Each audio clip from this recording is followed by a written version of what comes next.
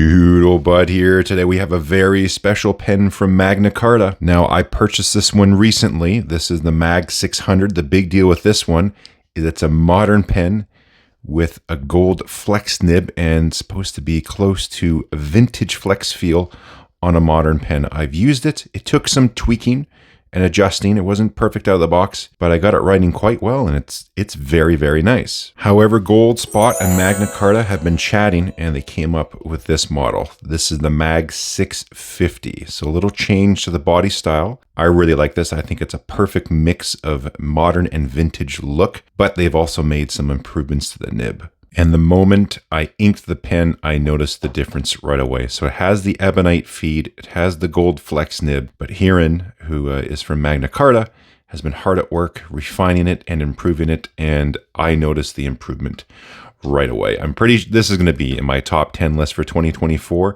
possibly even the #1 spot. I don't know. It's going to be on a top 10 list regardless of the year, probably for quite some time. It's that good. Let's start talking about it. So first and foremost, big thanks to Goldspot for sending me this pen to review. This is an exclusive offering through them. I'll have a link down there in the description with all the details and whatnot. Comes in the standard Magna Carta box, has warranty information, all that. Let's put the 650 and the 600 side by side. I'll do like a proper size comparison in a moment, but you can see it's still a large pen, just not quite as large as the 600. And what they wanted to achieve is something with a little bit nicer lines, just a little more curve to it, a little more elegance. You know, we had a fairly flat top on the 600, just a fairly kind of plain shape, but they wanted something a little bit more refined. You can see here on the clip, a little bit more sleek. Like I said, this is just a perfect meld of modern and vintage just on the styling. It looks really good. It's a stacked acrylic. So you have like this gold and this brown that go nicely together. There's another color that's more of an aqua pattern that they have. You check out the site, they'll have all the details. But I thought just this combination looks really, really good. And it's very nice and smooth, but you can actually just barely feel a little bit of a texture to all the stacked layers. It's quite nice. There you can see the Magna Carta band that's on there. The clip is a little bit different, as you can see. Different style of how it goes on. I think this clip looks nicer. Really nice. I've been using this as a daily carry since I got it. I inked it up, loved it right away, and just said, okay, let's use this as much as possible before the review. I've emptied the converter 3 times, just been writing with it a ton. The cap comes off in 2 turns. Threads are nice and smooth. And there is the pen on its own. Just looks really nice. Doesn't really post. Like, you can put it on there, get a push a bit, but it's kind of wiggly. So it's not a really secure posting pen. It is sufficient size. So those folks that are out there who must post their caps, well, that could be a deal breaker for you. Cartridge converter pen. The ink I got in here is Monteverde brown sugar. I don't have many brown inks, but I thought it would match the pen nicely. Everything fits together really nice. One little thing I noticed on here, you have a flex pen, ebonite feed. You're going to be going through a lot of ink, so you could eyedropper this. I wish they did include like a little channel there to accept an O-ring. So if they had something just right down there, a little groove to accept an O-ring for those who want to make this pen an eyedropper pen, you could silicone those and do it that way.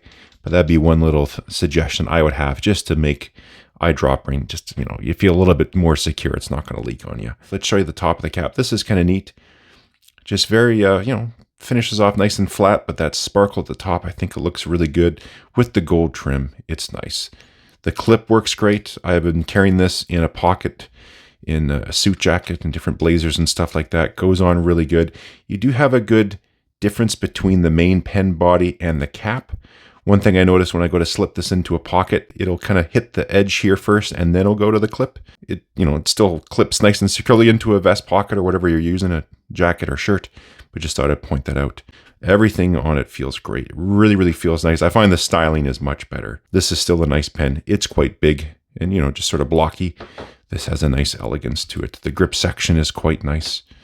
Everything on this pen has just been a pure joy.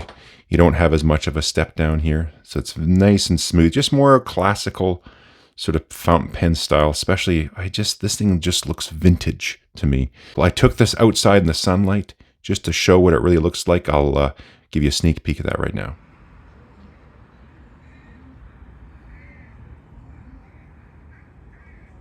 Comparing with a few others, here we have the Magna Carta Mag 600, a Pilot Custom 823, the Mag 650, Esterbrook Esti, and then my lovely Aurora 88. One thing pointing out, as you can see side by side with the nibs, just the finish on the new 650 nib looks better. We have stamping on the side now. Even the Magna Carta logo looks better. So I can see, he's been working at this and just refining it, getting a little bit nicer. Things look very similar on the feed, a little bit slight change there. But overall, very similar, but the fit and finish and just everything on the new Mag 650 nib and feed and all that it's definitely a step up. I put a few vintage pens together just to compare the styling. It just really seems to fit in. So here we have a vintage Mont Blanc Noblesse Parco Duofold. We got the 650, a Schaefer PFM version 5, and a Mont Blanc 24. Now let's get you the actual dimensions. 146.4 on the overall pen body. Uncapped, we have 133. Cap body is 16.5. At its widest, the pen body is 13.5. As you can see, it has a taper towards the end. The grip section starts at 11.6 and about 10.6 at its narrowest. Grip section is about 21 millimeters, and you got even more to use. You can see we got threads here, but it's a very, very mild transition. Threads are comfortable, so if you want to hold it just right here, it's not going to bother you whatsoever. That's kind of typically where I hold it. It's right about there. The pen is very comfortable in the hand, nice balance to it. 27 grams, that's with converter and inked.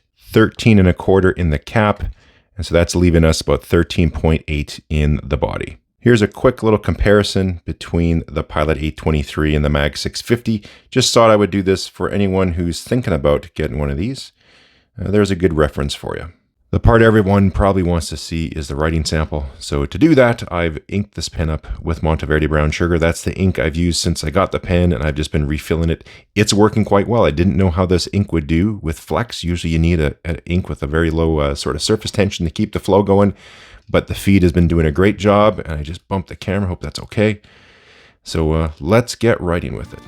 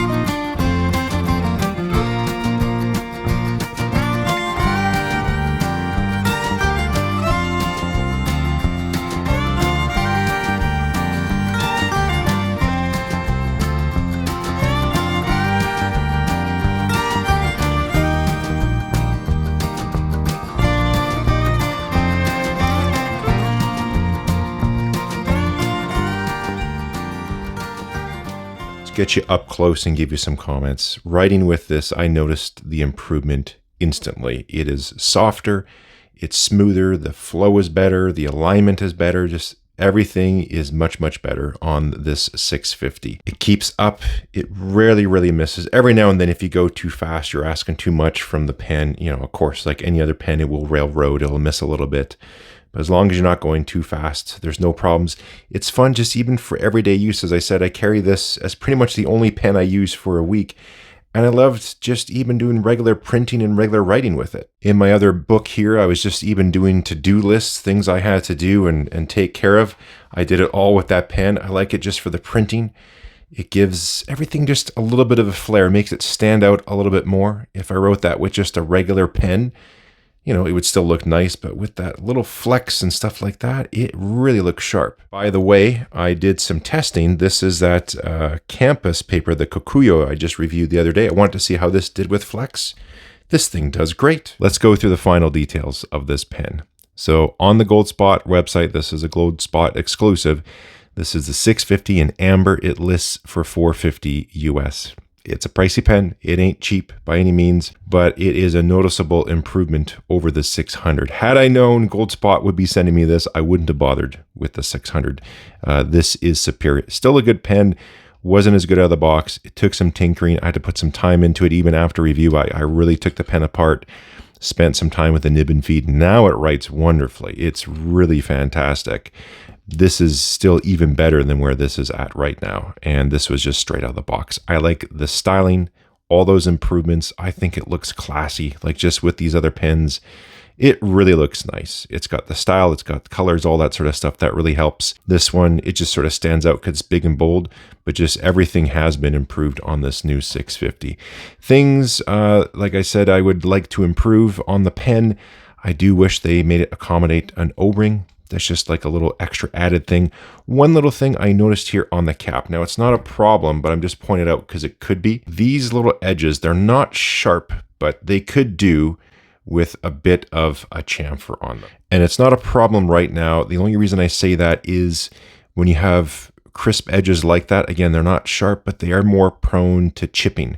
And I just mean if you put the pen on, maybe you're a little aggressive with it or just whatever, there's just a slightly higher likelihood that this chips if you set it down or something like that. So just a little bit more of a chamfer on there would be nice. Another thing, I will point out how the pen seals. There's a little step down on the cap to fit to there. A lot of pens do that. This one does as well. Just because this is a flex nib, every now and then in some pens, you could catch that nib on that little shoulder. On a regular nib, I don't think it's even going to get out of alignment. It's not a big deal, but just be a little extra careful with this one. Just because it is so soft, if you caught it and you were capping it a little aggressive, you could maybe throw the tines out of alignment. But overall, I have to tell you, I am extremely pleased and very impressed with this. It is super comfortable to hold in the hand. I like it more than the 600, but it just on its own compared to any other pen, this is one of my more comfortable pens. It just feels really, really nice. I find the looks, this amber color they got going on, I think it's fantastic. And the nib and the feed is absolutely spectacular. So that is it. We'll leave it there. Magna Carta Goldspot. Great job on doing this pen. What an absolute gorgeous one. And it performs fantastic. Like I said, this will be in my top 10 for sure. Maybe it'll even take the #1 spot. I'm curious who would beat this. Anyways, big thanks again to Goldspot for sending me this pen for review. There'll be a link down there in the description if you want to learn more about this pen. Hopefully I've been able to show you everything you need to know and answer some questions. Speaking of questions, if you have any, I'll do my best to answer them down there in the comments. Since you're clicking around, hit subscribe, hit thumbs up. We'll catch you next time.